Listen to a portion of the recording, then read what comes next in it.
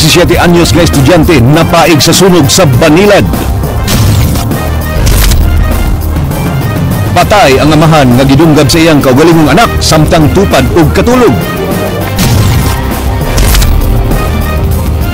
Gipahugtan ng security sa Sugbo nunod sa hulga sa pag-atake sa mga terorista sa Davao. Hubog nga pulis kinsa gitudlong nagpabuto sa armas, dili musugot sa paraffin test.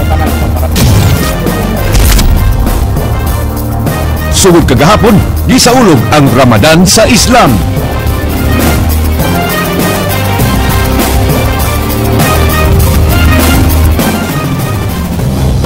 Maayong hapon Sugbo, Kabisayan. Aniyan ang mga balita uban sa kinatibukang pwersa sa News 5 Cebu. Karong adlang Lunes, petsa 30 sa buwan sa Hunyo, tuig 2014. Ako si Glenn Soco. Inyo sa aming madungog simulcast sa Radyo 5 101.9 News FM alang sa mas komprehensibong impormasyon. Ako si Georgia Herrera. Pasado alas 2 sa hapon na itong Sabado, giusab sa dakong sunog ang kinabuhi sa gatusan ka mga individual sa Sitio Ibaan sa Barangay Banilad, Dakbayan sa Sugbo. Gibana-banang sa 60 ka pamilyang apektado sa sunog. Atong balikan ang pag-ulbo sa kayo pinaagi sa istorya ni Andrea Patenya. Nakuhaan ni Rachel Comeros ang baga nga asu gikan sa residential area sa Danjay Panes, Sitio Ibaan, Barangay Banilad, dihang miulbo ang dakong sunog sa dapit pasado alas 2 sa hapon niadtong Sabado. Pipila ka minutos human gilamoy sa kayo ang mga panimay, kining billboard na sab ang gitumba sa kayo. Tungod sa kainit, nangliki ang bildo sa building sa atbang niini. Naghilak na migawas sa iyang klase sa UC Banilad si Nay, dihang iyang nahibawan nga naugdaw sa sunog ang ilang panimay. Sakit kayo ka, wala na mi bay. Wala na mi ibawas sa mi puyo. Ang asusab maoy mipukaw sa call center agent nga si Jezreel. Bugtong bag ug cellphone lang iyang nada human nagpanic. Abi na ko gabi na kay ngit-ngit na kayo sa gawa sa kuan sa bintana ing ko nga igang ba kayo pag kula kalit na kay gabi na kay ngit-ngit na pag open ako kalayo naman di ay nagawas na lang din ko ang akong nasave akong bag nagadugang akong kaugalingon ng cellphone akong tights na ako sa simbahan maurag ako na save. Samtang milakaw ra og kadiyot sinang Becky aron tan-awon ang ilang balhinan nga bay. Sa iyang pagbalik, naugdaw na ang ilang Pinoy-anan ug nakan-an sa kayo ang iyang karenderya. Kay dako naman kayong kayo ni hambak dire kay didto mo guna sluyo. Nag-agi ang kayo. Mato ni Cebu City Fire Station Investigator Lowen Opolentissima, sa panimay sa usa ka Raymond Dindo nagsugod ang kayo, apan wa pa sila masayod kun unsay hinungdan. Giisa sa second alarm ang sunog ug nakontrolar sud sa 30 minutos. Giangkon niini nga naglisod sila og sud sa lugar atol sa ilang pagresponde. So actually interior siya. Interior portion and then dito gasugod sa interior sa unang galisod kita and then traffic pa kayo. Dugay naka-posisyon sa mga fire truck. 20 ka panimay ang hingpit nga naugdaw, lakip na ang mga boarding house ug usa ka building nga dunay paabangan sa pawn shop, barberohan ug printing shop. Duha sab ka bay ang partially burned ug miabot sa kapin 200 pesos ang danyo sa sunog. Mipasalig si Banilad Barangay Captain Nicolas Layson Jr. nga tabangan ang mga nasunugan. Yan na nakainis siya ni mga andam nga mga relief goods nga Sa pagkakaroon murag wa pa ta so mangita mo tanan kay mapamagipagitabo. So ako nang gikontak mo konsehal nga mangita mig pagi nga maamos na matabangan dayon. Andrea Patenya, News 5. Subay sa maong balita, 17 anyos nga estudyante nasayran nga napaig atol sa sunog. Gituhang nakatug ang biktima kinsa suway pang gituktok ang kwarto niini sa silingan sa boarding house. Leslie Caminari Vistil, Sugin Limi. Pipila ka oras human ang nahitabong sunog sa Barangay Banilad ni atong Sabado, mga alas 6 sa gabi ina nahibawan nga nahibilin sa iyang giabangang kwarto ang 17 anyos nga si Adrian Texon, usa ka medical student. Matud pa sa higugma niini nga nagdumili sa pagpaila nga nanglaba og nang limpyo pa si Texon. anak man din siya nga. Anak man din siya nga. Hindi ko niya pala ko. Hindi ko pasudon sa klase niya. Yung anatomy mo ko ng klase niya. Hindi ko magumba din. Anak siya nga. Kung mula ko, di nakakita na ako. Ang trabahante sa boarding house nga si Joseph Loreto miingon nga dihang nakabantay silang nag-aso na ang panimalay, dali nilang gipamukaw ang ilang mga boarders. Apan bugtong si Texon ang wa mga bli, mo nga ilang gisikaran ang pultahan niini. Apan wa gyud mitubag, hinungdan nga nagtuo silang white house sa kwarto niini. Kuan mo gitong ituktok. Niya. wala mo ginagawas. O may kahibaw na ba ito yung tao dito? Wa ba? Kaya nanuktok ko tanan mga room. Wa sa magdahom ang tag-iya sa mong boarding house nga adunay mamatay. Dugang niini nga dunay fire extinguisher o fire detector ang iyang paabangan. Masunog, dawat na nako ba? Karon, wa ang mga boarders, okay na. Wa jud ko mag-expect kay ni ingon naman sila katulo na kuno nila eh. Sige jud kuno nila kuan. Onya, dili man jud sila makon sipa na jud kunog ayo wala siguro tao ikaw man jud kuan.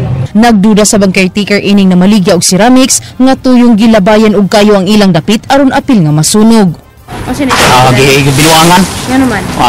Hibaw kan para gyud madaghang damage ba. Sunog dito, sunog diri ba? Madaghang ba? Leslie Caminada Vistil, News 5. Gideklara ubos sa state of calamity ang dapit sa barangay Banilad nga nasunog ni atong Sabado. Din kapin ka sa 60 ka mga pamilya ang apektado. Kasagaran kanila way na salbar tungod sa kakalit sa hitabo. Jinky Bargio, Suginlimi.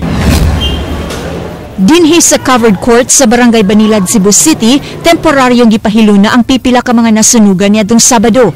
Kasagaran kanila ni gamit og mga karton aron dunay matulugan, human maapil og kasunog ang halos tanan nila nga mga gamit sa balay.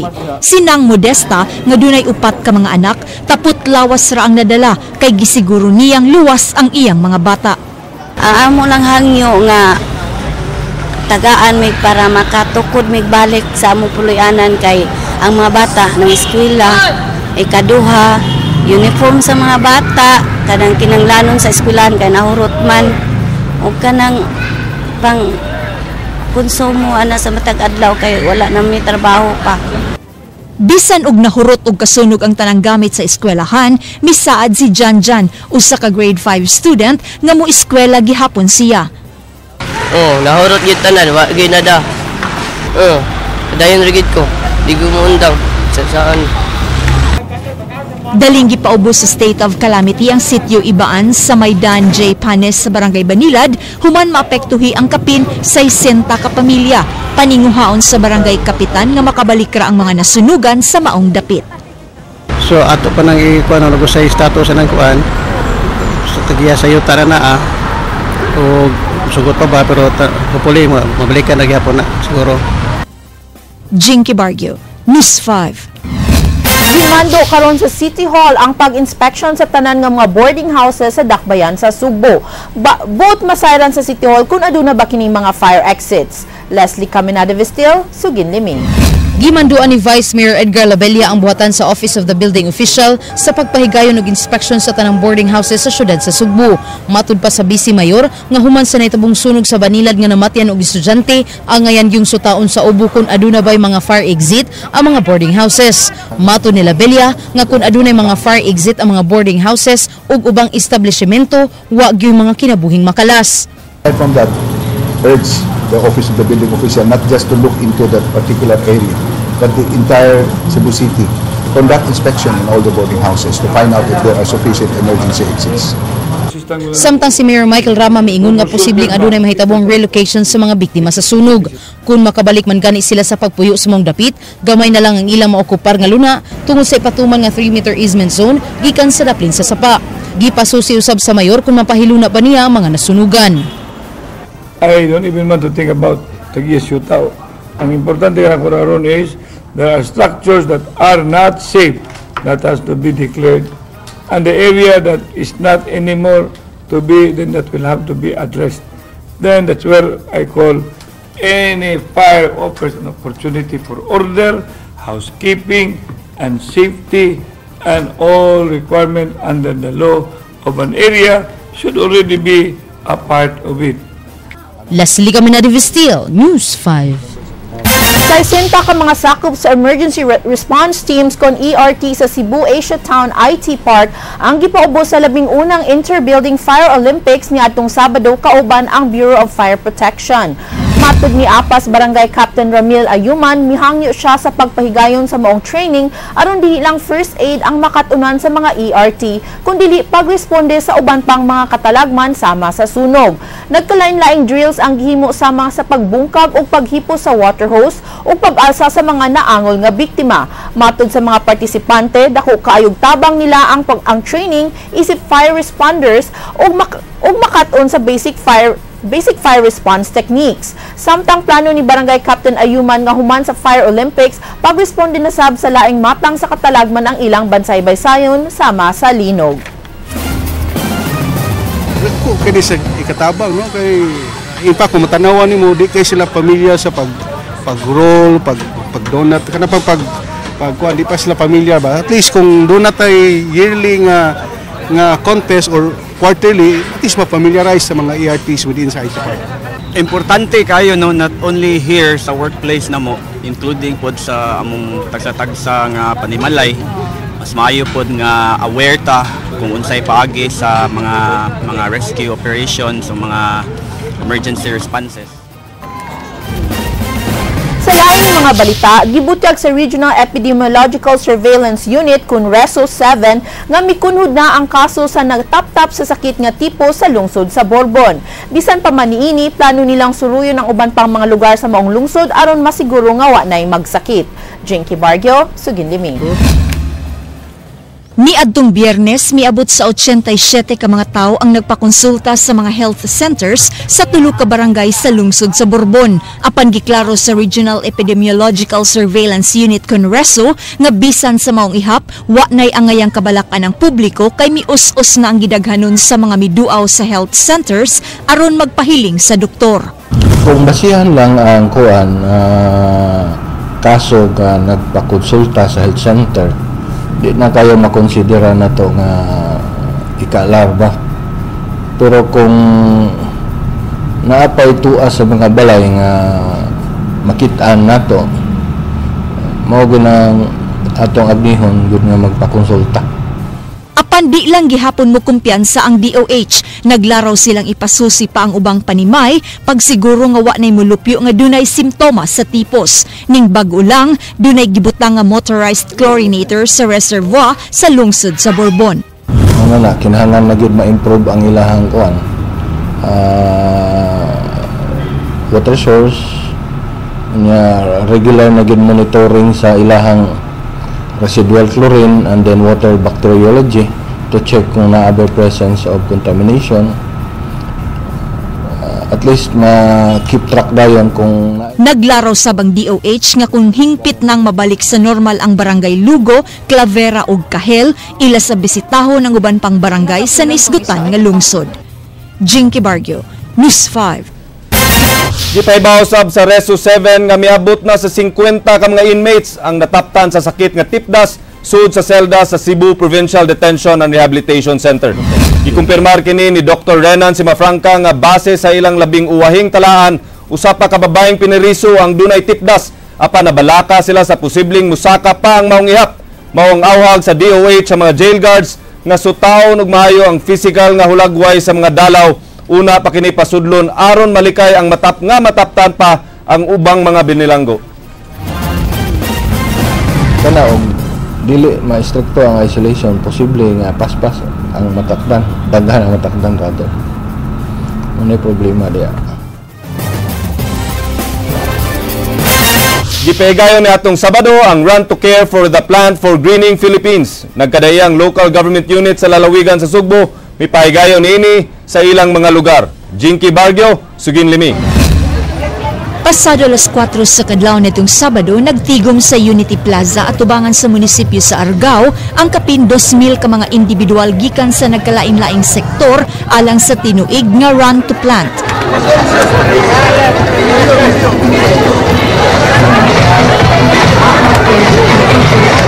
Mitabang sa pagpalagsik sa mga nanambong ang Zumba.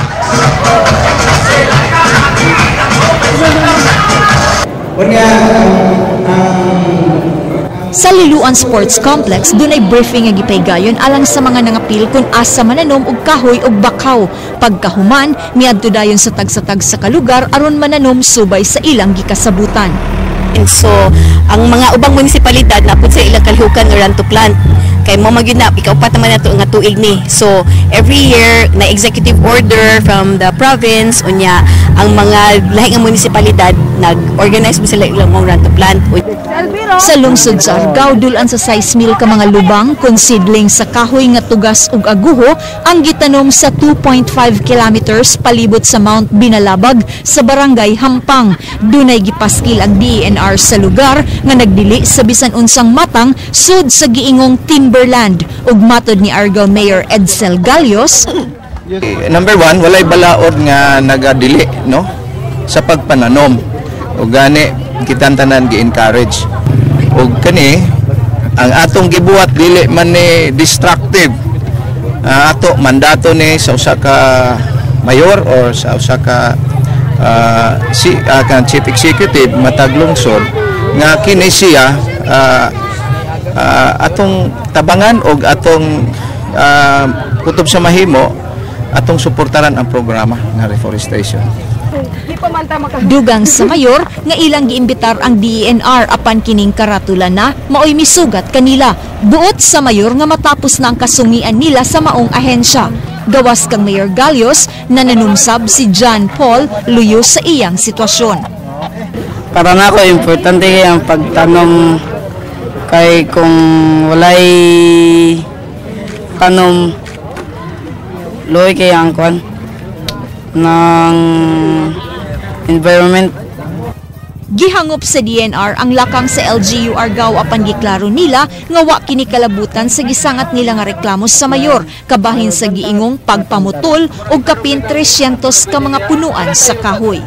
Of course, sa tanan namong kalihukan dire, wala gyud dili imbitaron. Gikan sa among ginagagang sikad-sikad driver ngadto sa kinatasan nga lumulupyo sa Argao. Kaya ang style sa atong management dire purely dili ta magpataka dire nga ako'y mayor or unsa. Kung mahimo kitang tanan, mahimo desisyon sa tanang plano dinhi nga atong buhaton. Jinky Bargio, News 5. Off-duty na gwardya gipusil samtang gainom sa Barangay Careta, Dakbayan sa Sugbo. Ray Pasaporte, Sugin Liming. Nalandig sa Cebu City Medical Center ang off-duty nga gwardya nga si Jose Yasi. Kinsa sa maranse ang ulo human pusila ganihang kadlawon sa sitio Tabay sa Barangay Careta, Dakbayan sa Sugbo. Naglisod ang mga sakop sa homicide section sa Cebu City Police Office pagkuhag impormasyon kay ang igsuong babay sa biktima way kalibutan sa nahitabo. Gingong kapin sa usa ka oras una pa natabang ang biktima kay wala kunoy nakaila niini.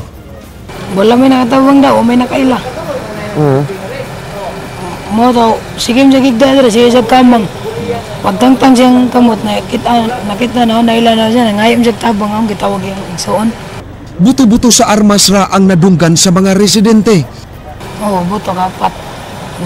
Ikalimot ang nga dito, buto. Ano na buto mo sa nahan? Naman siya gigukod. Gadagdan. Ito na mo, moto'y gipusil? Oo, moto'y gipusil.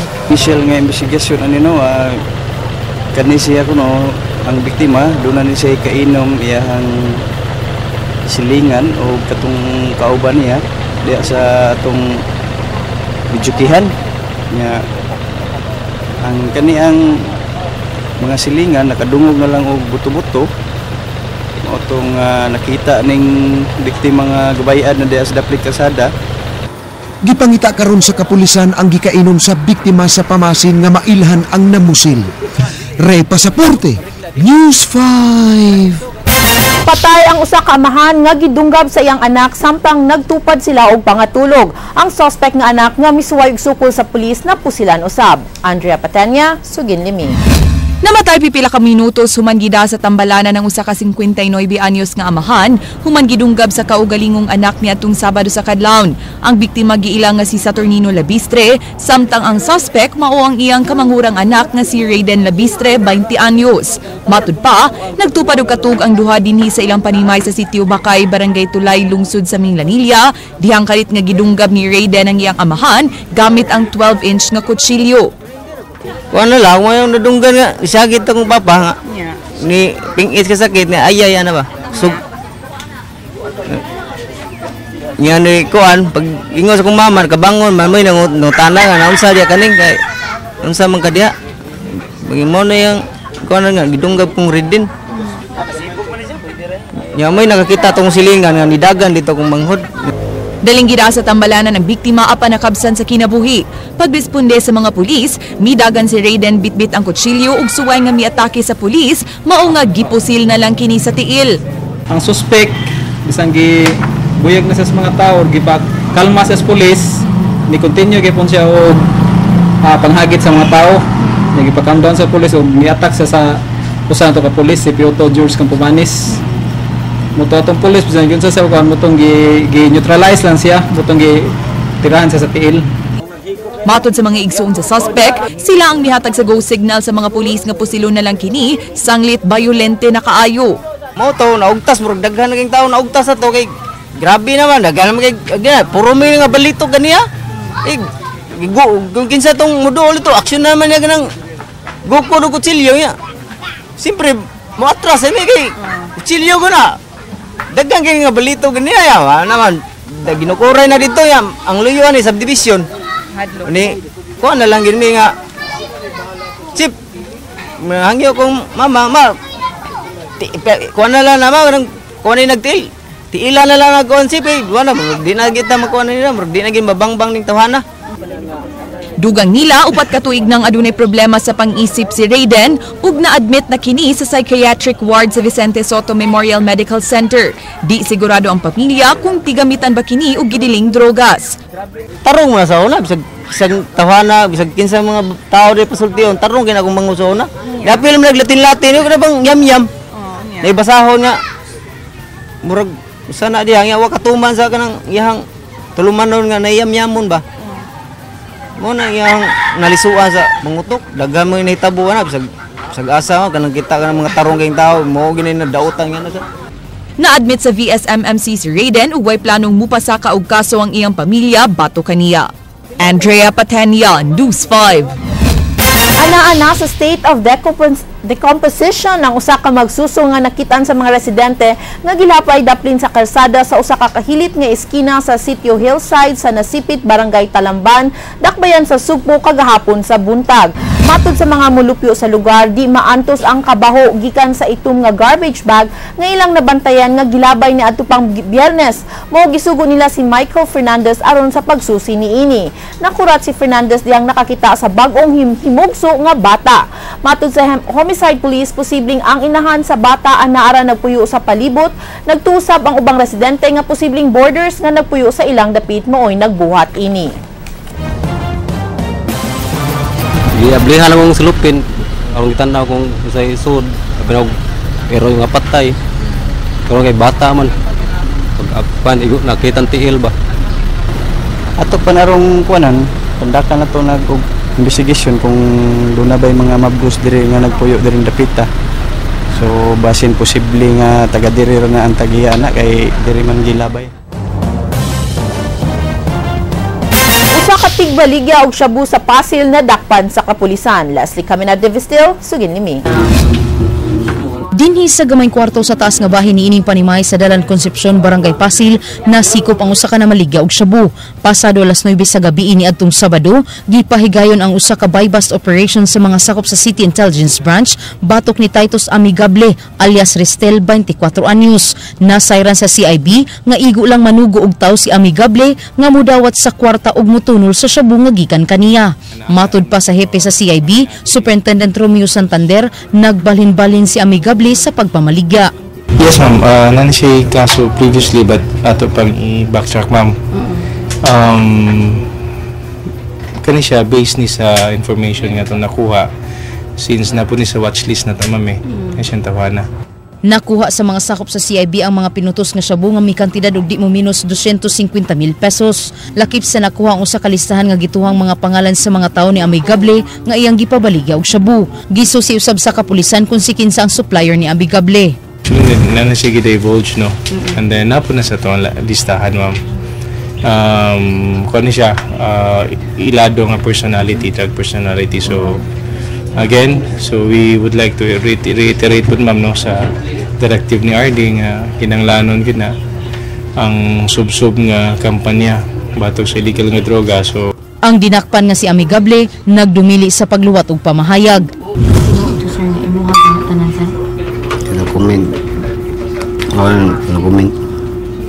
Leslie Camina de Vistil, News 5. Kagamentong mga pasayan nga walay accreditation sticker gikan sa lalawigan sa Sugbo, gibabagan sa Provincial Anti-Illegal Task Force. Ray Pasaporte, Sugin Limi. Gipara ni adtong Sabado sa buntag sa Barangay Tayud sa lungsod sa Konsolasyon sa pangu sa Provincial Anti-Illegal Fishing Task Force kining dikarga nga puno sa mga styrofoam. Nagtuo ang task force nga isda ang sud niini. Mao nga gisaka kini ni Loy Madrigal ang pangu sa task force ug gimanduan ang truck boy ug driver nga habwaon ang pipila ka styrofoam. Nasuta nga pasayan ang sud sa usa ka gatos ka styrofoam nga gikan sa Bacolod City ug i-deliver sa Dakbayan sa Lapu-Lapu. Matya na Lapu-Lapu Airport sa Papi. So, namoy kumpleto mo papeles? Kumpleto. Hindi ni katabok, hindi kumpleto. Bacolod pa lang. Check na nisa. Hindi na ni katabok Cebu. sa iyang karga, legitimate man, niya, kumpleto siya siyang papilis, naka-declare, sakto ang declaration. So, karon warning ang tiga, pero kung dire, so sunod inspection ako, para fair ka kung warning, sunod inspection ako,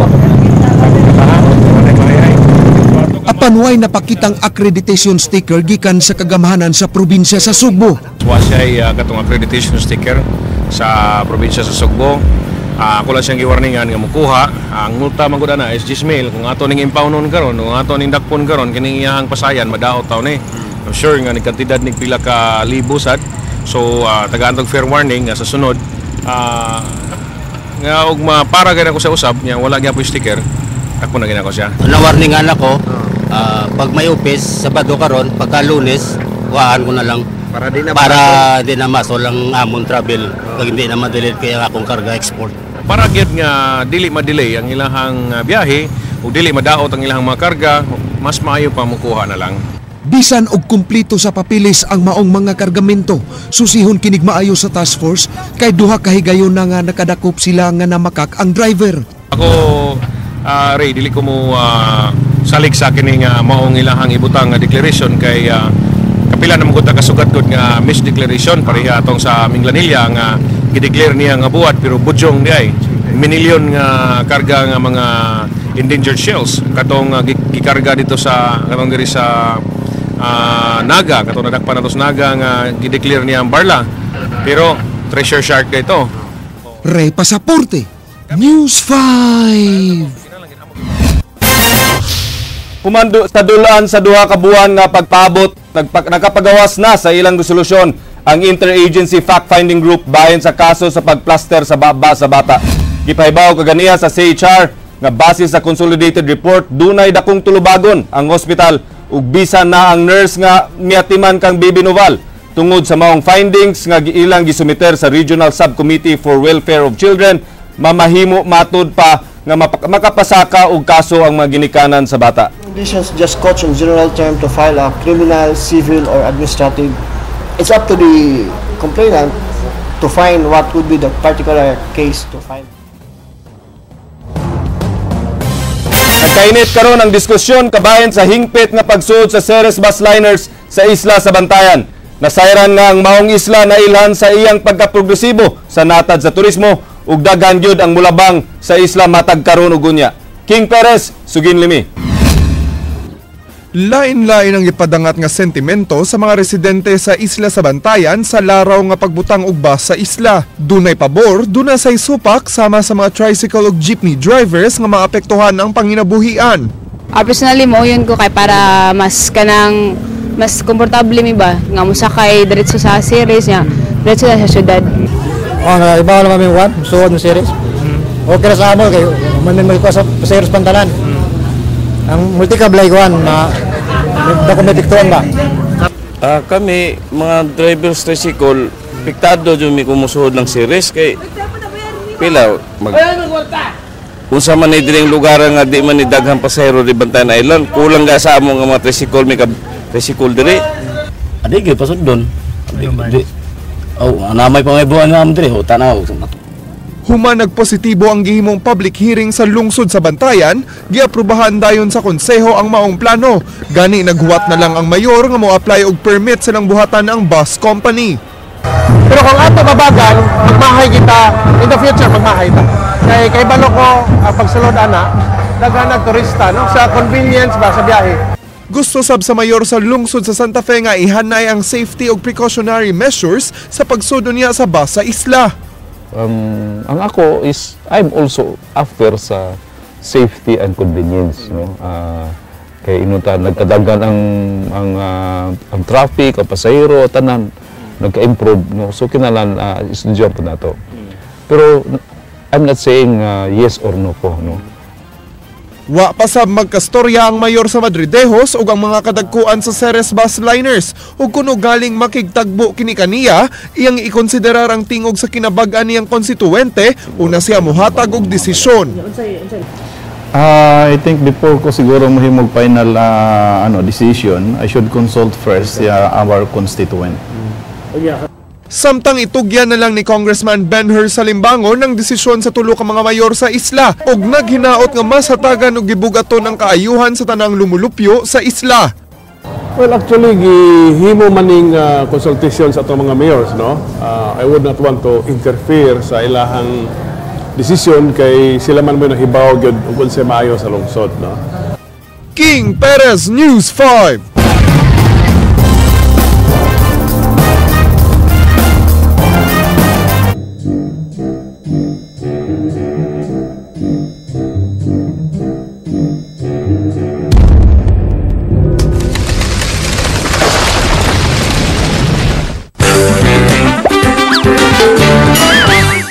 We're giving you another round. Dahil tutok na tutok kayo sa mga balitang walang kawala. Katapusan na ng mundo para sa'yo. Pumunta po ako sa punto na ganyan na bigyan ko na po ng taning yung buhay ko. Dahil tuwing Sabado, hindi ninyo kami iniiwanan sa pag-aresto ng mga intriga. Ngayong bagong taon, hindi lang isang beses isang linggo tayong magsasama-sama para pag-usapan ang pinakamainit na issue sa showbiz. Katanggan ay tindi ng talento. Dahil ngayong 2014, sigurado, una ka sa eksena. Showbiz Police, una sa eksena. Araw-araw na simula ngayong Lunes, 4 p.m. sa TV5. It's time to get happy, kapatid! Dahil dito sa Happy Network, hangad naming maging happier ang TV viewing experience ninyo. Introducing the TV5 mobile app. Get fully loaded, free live streaming of TV5 shows. Chat with your fellow kapatids in real time while watching. The latest showbiz news, behind-the-scene footages, program schedules, teasers at catch-up episodes. Lahat kompleto dito. Get the first and only second screen viewing experience in the country. Paano? Habang pinapanood ang inyong favorite TV5 shows, you can get exclusive content, interact with other fans, join contests, and win rewards. Get happier anywhere. Pwede kang manood dito, o kaya dito, o kahit dito.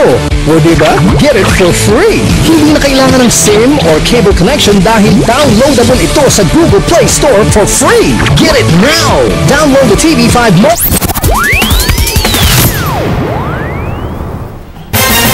Kasong giatubang sa magtiayong Tiamson ug mga kauban gitinguhang mahukman na karong buwan sa Hulyo. Nasaran nga wa pay desisyon si Toledo RTC Branch 29 Judge Ruben Altubar sa gisangat nga mga kaso batok sa mga Tiamson ug mga kauban.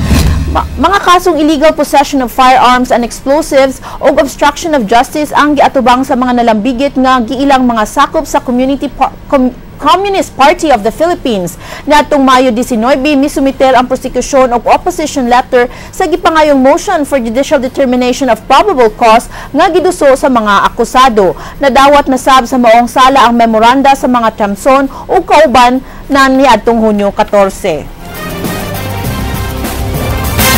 Wa na dayon ang arraignment ni Tatay Loloy Jr. Kaganiha kay wa mutunga ang abogado ni ini. King Perez, Suginlimin. Gitakda kaganiha ang arraignment sa giilang Diyos Amahan nga si Casiano Apduhan o si Tatay Loloy Jr. Human gibasura ni Judge Hermes Montero sa Toledo RTC Branch 59 ang iyang mosyon alang sa judicial determination of probable cause. Dunay kasong serious illegal detention si Apduhan human pa sa nginling mitago kang ema ni Pamuseno sud sa 5 ka tuig. Wa mitambong si Nepomuceno sa arraignment, kinsa wa miuyon nga gireklamo si Abduhan sa Provincial Women's Commission kay siya mismo kuno ang may desisyon nga muuban sa Dios Amahan. Dihang ipahigayon na unta ang arraignment. Nag-text siya na mo na niya na siya nga we can get another lawyer in the PAW for arraignment.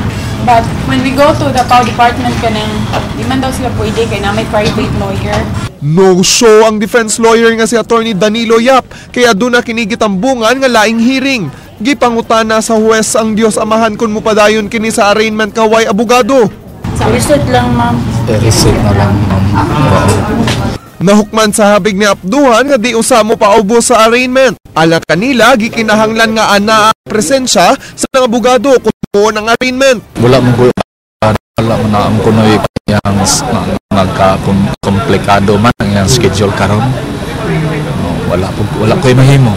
Oh, assistant ba kayo? Lisod man nga kami lang uday di may know-how sa law. Wa miangal ang prosekusyon human wa mipaubos sa iyang arraignment ang giila nga Dios Amahan nga si Casiano Tatay Loloy Abduhan Jr. Kay matud pa gisabot nila nga katungod sa usa ka akusado nga mapanlipdan siyang abogado kung ipahigayon ang arraignment. Alang sa PWC, delaying tactics ang gihimo sa akusado. Pero siguro if they will keep on postponing, well, dili man po kita malkansi because ang akusado na man behind bars. Kung magsige sila postpone, maybe that's the time nga muhatag na ta sa atong objection. Gireset ang schedule sa arraignment karong Agosto 12. Plano sa habig sa akusado nga moapila sila nga sud sa buwan sa Hulyo himo ng arraignment. King Perez, News 5. Naglaraw si Toledo City Mayor Sonny Osmeña nga ibaligya ang pipila ka mga gipanag-iyang infrastructure sa Dakbayan. Kini aron mabayaran ng ilang 200 milyones pesos nga utang sa Veterans Bank. Lakip sa mong planong mao ang pagbidding sa giabangang building sa Days Inn Hotel ug ang kasamtangang opisina sa mayor nga ang Travelers Inn. Bisaad si Osmeña og shuttle service alang sa mga muadto sa City Hall inigbalik niyang opisina sa maong dapit. Usa sa mga reklamong giatubang ni Osmeña sa Ombudsman Visayas ang kasong technical malversation human gamita ang Travelers Inn nga unta income generating project sa Dakbayan. Yes, I would like to sell it so that we can pay our loan and so that we can use the money for other purposes.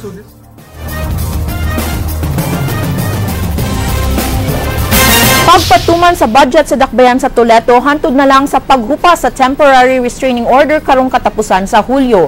Naglaom ang namunuan sa Dakbayan nga paboran sa Court of Appeals ang ilang petition for certiorari aron dili na makababag ang preliminary injunction nga gi-issue sa RTC sa Toledo. King Perez, sugin ni Ming. We are now operating normally. Nabalik sa normal ang operasyon sa Dakbayan sa Toledo. Human nakakuha si Mayor Sonny Osmeña og temporary restraining order gikan sa Court of Appeals nga nagpugong sa Regional Trial Court sa pagpatuman sa injunction batok sa implementation sa 2014 budget sa Dakbayan. Apan nasayod ang mayor nga matapos ang 60 kaadlaw nga TRO sa katapusang bahin sa Hulyo. Naglaom si Mayor Sonny Osmeña nga tugutan sa Court of Appeals ang ilang petition for certiorari aron dili nakapugong ang Toledo RTC pagpugong sa pagpatuman sa ilang budget. Kutob karong Hulyo 11 ang submission sa mga memoranda sa duha ka panig. But I am very confident that the Court of Appeals, which issued the restraining order, will continue with their shall we say with their course of action. Gani matud pa sa mayor nga gisugdan na nila ang pagpangandam sa 2015 budget. Kahinumduman nga wa kaabot sa deadline ng Executive Department sa Toledo City sa pagpasar sa budget ngadto sa konseho. Naaprubahan lang ang maong budget ni atong Marso karong tuiga apan gireklamo sa mayorya sa mga konsehal tungod sa kakuwang sa quorum sa pag-approve niini. Natubag na sab ni Osmeña ang mga managlahing reklamong giatubang ngadto sa ombudsman batok kaniya. Well, that thing has been resolved already. We went to the ombudsman and we showed the ombudsman that that is not correct. We have been paying the salaries of everybody. On the matter of the approval of the budget, that is the issue now pending in the Court of Appeals. Mipahibaw na daan si Osmeña nga ngit-ngit ang posibilidad nga magkahiusa sila sa unom ka mga konsehal nga may reklamo batok kaniya. Former Mayor and Vice Mayor Daidi Espinosa has been very vocal about running for the office of the mayor in 2016. So what's the point in getting together with them if we are going to still run against each other? King Perez, News 5. Kasamtangan gipalhog karon sa prusuhan ang usa ka pulis nga sakop sa Mabolo Police Station. Human pa sa nginling nagpabuto og armas samtang nag-inom sa may Mango Avenue. Jinky Bargyo, Sugin Limi. Naghuot sa luyo sa personal nga sakinan sa hepe sa CCPO Station 2 kining pito ka mga lalaki nga gipusasan pasado alas 9 sa buntag kagahapon. Usa sa mga dinakpan mao si PO3 Neri Kahimat nga sakop sa Mabolo Police Station. Giingong uban sa pulis ang maong mga lalaki nga nag-inom sa Mango Avenue apan dihang nahubog kalit na lang kining nagpabuto sa iyang armas. Gihulagway pa sa gwardya kang Police Chief Inspector Wildemar Chu ang senaryo nga iyang nakita atol sa hitabo. Positibong giila sa gwardya si Kahimat nga mo'y mibarog og nagpabutos sa armas apan dili siya sigurado sa klase sa armas nga gibitbit sa pulis. Kalmar kay sila gud. Karon pag katutuod, kalit magbuto, kuyawan ko. Tan-aw nako siya ra may barog. Padung lakaw ba. Ya, alihan man ang yang kamot sa yang paa, klaro mo sa armas sa kay kabati og buto niya.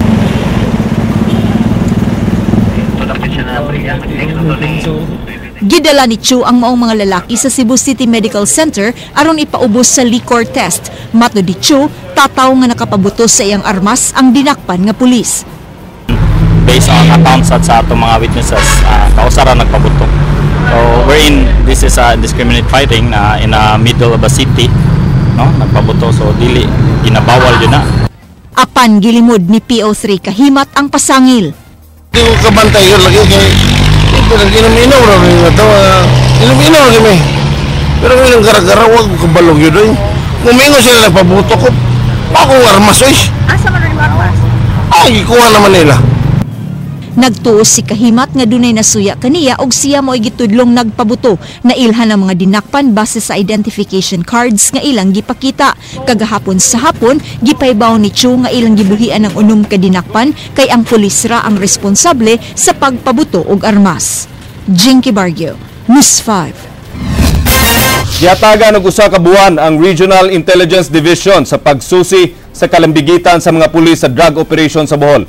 Gimando ni Police Regional Director Chief Superintendent Tam Banyas ang pagpasusi sa nahipos nga impormasyon gikan sa pundok sa napatay nga kanhi Police Owen Rosales. Si Rosales ug iyang mga kauban napatay sa engkwentro human nila giambush ang kanhi hepe sa kapulisan sa Ubay Bohol nga si Chief Inspector George Canya. Mga ebidensya nga ilang nahipos gikan sa pundok ni Rosales naglakip sa mga litrato ug sa mga pulis ug usa ka listahan. Dako ang pagtuo ni RID Chief Police Superintendent Pablo Labra nga makumpleto nila ang ilang validation report sa dili pa mahuman ang 30 ka adlaw. Anaa na sila karon sa background investigation stage sa unom ka mga pulis nga naglakip sa usa ka police official. Ang validation report ilang itunol sa Regional Director alang sa investigasyon o pagpasaka og tukmang sumbong.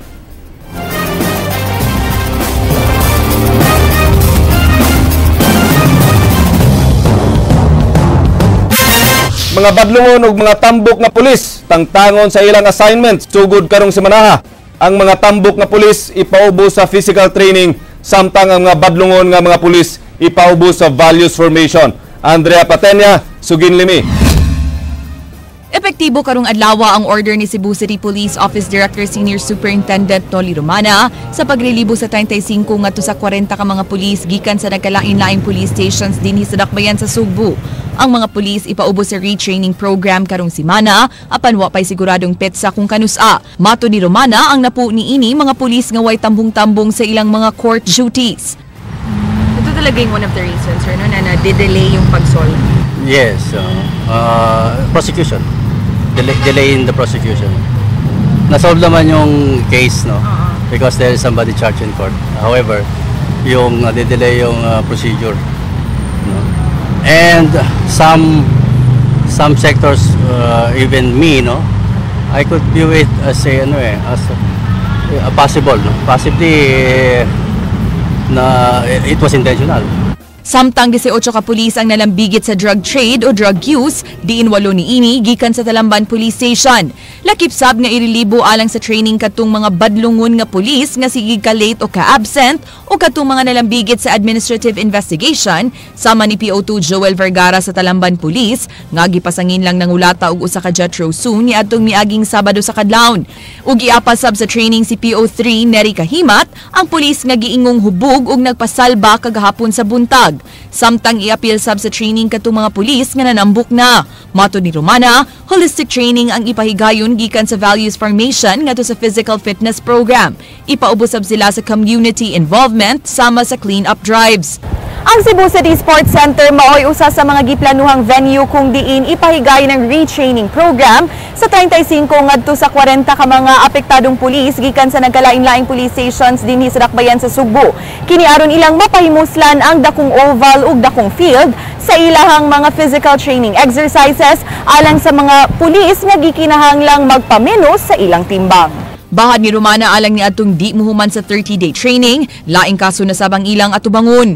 Dugang niya nga human sa training, tunan pa niya kung angayan bang ibalik sa ilang kani police stations diin sila na-assign. We will let them undergo retraining and study kung effective pa sila kung ibabalik or not. No?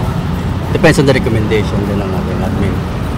Maraming factors na kailangan natin consider.